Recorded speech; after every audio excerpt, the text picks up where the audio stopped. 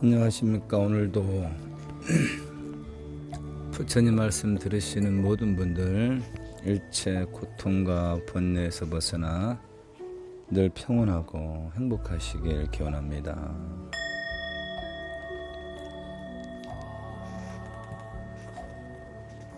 오늘은 부촉편 52번째 이야기, 사고는 없다 라는 제목으로 강경 시작하겠습니다.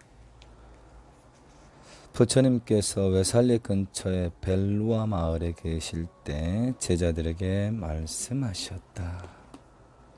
비구들이여, 너희들은 우기를 친척이나 가까운 친구가 있는 이 외살리 주변에서 보내라. 나 또한 여기에서 우기를 보낼 것이다. 부처님께서 우기를 보내는 중에 중병에 걸리시게 되는데, 부처님은 큰 고통을 느꼈지만 제자들이나 신도들에게 뒷날에 대한 말씀도 없이 그냥 세상을 떠나는 것은 옳지 않다고 생각하시고, 우기가 끝날 때까지 아픈 기색을 보이지 않고 병을 극복하고자 애쓰시면서 침착하게 고통을 참고 지내십니다. 부처님께서 고통에서 벗어난 지 얼마 되지 않아 방에서 나와서 이제 집 뒤에 그늘에 앉으시게 되는데요. 그때 아난다가 부처님의 옆에 앉아 말씀드립니다. 세존이시여, 제가 뵙기에 무엇인가 고통을 참고 계신 것 같습니다. 부처님의 힘든 모습을 뵙는 저 역시 몸둘 바를 몰라 괴롭습니다. 하지만 부처님께서는 교단에 대해 어떤 조치를 내리실 때까지는 세상을 떠나시지 않을 것이라 믿으니 안심이 됩니다. 이에 부처님께서 아난다야, 교단이 더 이상 무엇을 내게 기대하는가? 나는 안팎으로 남김없이 법을 설했느니라. 나의 가르침에는 너희들에게 말하지 않고 숨겨놓은 스승의 꽉 쥔 주먹과 같은 것은 없느니라. 제목에 나왔던 이제 사구원이라는 게 바로 이걸 말하는 거네요. 스승의 꽉 쥔 주먹. 아난다야, 내가 교단을 이끌어 왔다거나 교단이 나의 지시 아래 있었다고 생각한다면 내가 어떤 조치를 교단에 내릴지도 모른다. 그러나 나는 교단을 이끌거나 교단이 나의 지시 아래 있었다고 생각해 본 일이 없었다. 그러니 내가 교단에 어떤 조치를 내리는 일이 있을 수 있겠는가? 아난다야, 지금 나는 늙어 빠진 노인이라 머지않아 갈 것이니라. 나는 인생 행로의 끝에 도착했고 생의 한계를 맞고 있느니라. 내 나이 벌써 8을 넘지 않았느냐. 이제 그만 쉬고 싶을 뿐이다.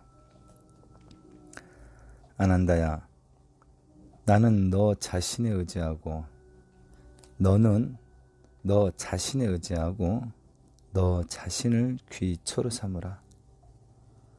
다른 어떤 것을 귀초로 삼지 말라. 너는 법에 의지하여 살고 법을 의지초로 삼아라. 부디 다른 어떤 것에 의지하지 말라. 지금이나 내가 죽은 뒤에 누구라도 자기 자신에 의지하고 스스로를 귀초로 삼고 다른 것을 의지하지 말라.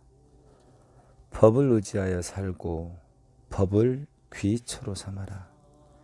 그들이야말로 나의 제자요, 그들은 수행의 정상에 오르리라. 장암경 제2장에 나와 있는 말씀인데요.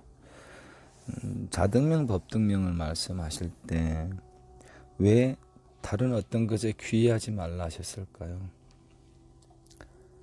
자등명 법등명이 왜 법등명 자등명이 아닌 굳이 자등명이 먼저 나오고 법등명이 뒤로 나왔을까요? 우리는 생각을 해봐야 됩니다. 예. 소중한 것들이 너무 가까이 있으면 그 소중함을 모르는데요. 우리 불자님들 대개 보면은 경전들 한두 권 주면 충분히 있잖아요.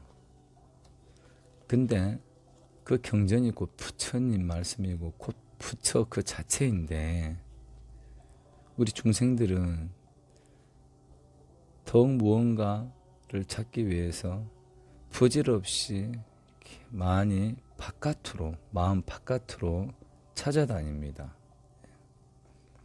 물론 구도를 떠난 어떤 탁마과정 여행, 선제동자의 53지식을 찾아난 구도기도 있지만 그렇지 않게 너무 바깥 경계에 시달려 가지고 인생을 허비하는 경우가 우리 한국 불교의 병폐라고 생각합니다. 어느 스님이 좋더라, 어느 스님이 좋더라, 어느 스님 법문이 좋더라, 어디 기도가 기도빨이 있더라. 그렇지 않을까요? 우리 한번 생각해 봐야 되지 않겠습니까? 부처님 말씀하신 단 하나의 경전을 제대로 잘 이해하고 섭수하고 그대로 행하면 그뿐인 것을 어떻게 보면 우리 지훈선언 자수원 행자실의 취지도 그와 같을 거라고 저는 그렇게 생각합니다. 그 다음 교단의 발전 편 한번 읽어보겠습니다. 부처님께서 왕사성 지짜꾸따산에 1250명의 제자들과 함께 계실 때였다. 어느 날 마갈타 국왕 아자따사뚜는 작은 나라로서 대국에 순종하지 않는 왓지 연맹궁을 치고자 했다. 왕은 대신인 왓사까라를 시켜 부처님께 그 뜻을 여쭈었다. 그때 부처님께서는 왓지국 사람들이 자주 모여 정리를 토론하고 임금과 신하가 서로 순종하고 윗사람과 아랫사람이 서로 공경하며 법을 받들어 금할 것을 금하고 예절을 어기지 않으며 부모에게 효도하고 어른을 공경하며 조상의 종묘를 공경하고 제사를 잘 지내며 여인들이 정숙하여 음란하지 않고 사문들을 높이 공경하고 보호하며 공양하기를 힘쓰는 것으로 보아 비록 작은 나라이지만 국력이 튼튼할 것으로 전쟁을 일으키지 않는 것이 좋겠다고 말씀을 하십니다. 부처님께서는 왓사까라가 돌아가자 대중을 강당에 모이게 하고 교단의 발전과 화합을 위해 7가지 법을 말씀하십니다. 첫 번째, 서로 자주 모여 정의를 강론하라. 법을 강론하라. 둘째, 상하가 하나로 화합하여 공경하고 뜻을 어기지 말라. 셋째, 법을 받들고 금할 것을 금하여 제도를 어기지 말라. 넷째, 스승을 받들어 섬겨라. 다섯째, 마음을 닦되 효도와 공경을 우선으로 하라. 여섯째, 계행을 닦아 욕심과 감정에 치우치지 말라. 일곱째, 남을 먼저 생각하고 자기를 뒤로 하며 명예와 이익을 탐내지 말라. 그리하면 우리의 법은 무너지지 않을 것이니라.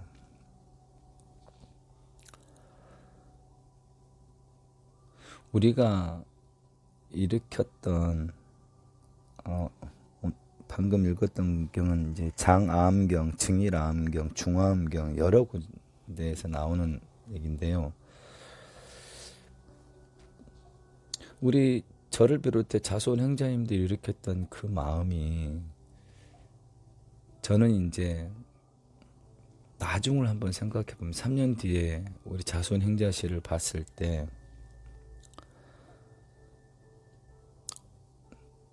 자부심 있죠, 여러분들? 그 누구보다도 강력한 자부심이 있을 겁니다. 그 어떤 불필요한 거품에 매이지 않고 실제로 부처님 법을 보고 부처님 법을 수지독성하고 위타연설하면서 교리에서 끝나는 게 아니라 늘 실참 수행을 통해서 다지고 다져나가고 시 공간을 초월하고 지역을 초월하고 마음 있는 사람들끼리 시절인에 대해서 한두 사람 모여들는 이 자수원 행자실이 가히 3년 뒤에는 어마어마하고 30년 뒤에도 300년 뒤에도 그 어떤 누구한테 의지 않고 오로지 부처님 법에 의지하고 그렇게 나아갈 뿐이기 때문에 우리의 이 작은 힘들이 언젠가는 엄청난 시너지 효과를 발휘할 거라고 저는 그렇게 될 수만 있다면 이번 생 기꺼이 자손 행자실에 모든 걸 다 부어도 전혀 아깝지가 않겠다. 예. 자손 행자실에는 주인이 따로 있는 게 아니잖아요. 우리 모두가 주인이고 우리 모두가 다 같은 행자니까. 그런 의미에서 우리 자손 행자님들도 이 구절을 다시 한번 생각해 주셨으면 좋겠습니다. 자손 행자실의 발전과 화합을 위해 7가지 법을 부처님께서 말씀하셨다. 첫째, 서로 자주 모여 정의를 강론하라. 법을 논하라. 물론 첫 숟갈에 배부를 수는 없기 때문에 여러분들은 개중에 우리 23명인데요. 23명 중에 개중에 덜어는 우리 수행방을 여타의 다른 단체 모임방, 그런 단체 모임방 다 한두 가지씩 갖고 있잖아요. 카톡에. 그런 모임방 중에 하나로 이렇게 생각하시는 분들이 계시는 것 같아서 제가 조금은 그럴 때가 있어요.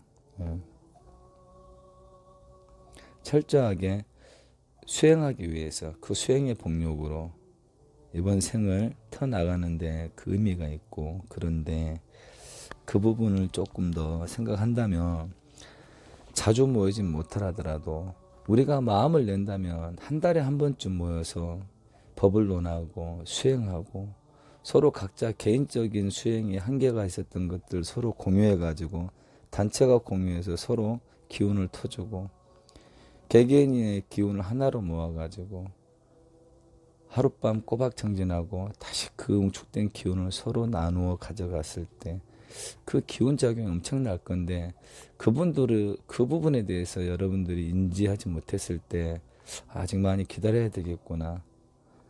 나의 힘이 많이 부족하구나. 내가 힘을 빨리 길러야 되겠다라는 처음으로 조급함이 들더라고요. 두 번째, 상하가 하나로 화합하여 공경하고 뜻을 어기지 말라. 이 부분은 너무나 당연한 거기 때문에 어떤 상황에서도 나보다는 상대방의 의견을 존중하고 개개인의 의견보다 단체의 의견보다 부처님 법을 먼저 앞세워서 화합하여 공경하고 나갈 때 탄탄한 팀워크가 일어날 것이라 생각합니다. 세 번째, 법을 받들고 금할 것을 금하여 제도를 어기지 말라. 예, 살아가면서 필요한 대로 만들어지겠죠. 네 번째, 스승을 받들어 섬겨라. 여기서 스승은 스님을 얘기한 게 아닙니다. 스님도 자수원 행자실의 한 행자에 불과한다는 거 잊지 마시고, 대신 제가 여러분들보다 조금 더 잘한다는 이유로 제가 그 앞에 리더 자리에 섰다라는 거, 우리는 철저히 부처님의 말씀, 부처님의 행보를 보고 부처님의 행보를 받들고 그렇게 살아가야 될 것입니다. 다섯 번째, 마음을 닦되 효도와 공경을 우선으로 하라. 너무나 당연한 거죠. 예. 부모님께 효도할 줄 모르고 타인을 공경할 줄 모르는 사람이 내 마음에 등불을 켤 수는 없습니다. 그건 있을 수가 없는 일입니다. 여섯 번째, 계행을 닦아 욕심과 감정에 치우치지 말라. 차라리 계행을 닦지 않고 기도를 하고 공부한다는 것은 차라리 모래를 쪄서 밥을 짓는 게 빠른 겁니다. 예. 이 부분은 너무나 당연하고 너무나 중요한 겁니다. 일곱 번째, 남을 먼저 생각하고 자기를 뒤로 하며 명예와 이익을 탐내지 말라. 마찬가지입니다. 다 계행에 들어가 있는 거죠. 예. 상대방을 배려하는 마음 없이 내 마음을 비운다. 참 만화 속에서나 나올 법하죠. 이렇게 하면 정말 우리 자손행자실이 갖고 있는 매력이 많잖아요. 예. 시 공간을 초월한 수행방 아닙니까? 예. 우리가 열심히 한 만큼 그렇게 정말 멋있는 수행체가 되지 않을까 생각합니다. 예. 그 뒤로 부처님의 교단의 발전에 관해서 얘기한 거 있는데 한번 읽고 지나갈게요. 법을 더욱 발전시키기 위해서 7가지 말씀하신 겁니다. 첫째, 세속적인 번잡한 일을 피하라. 마찬가지 우리가 8시에 마무리 수행하는데 제가 꼭 해라고 안 하잖아요.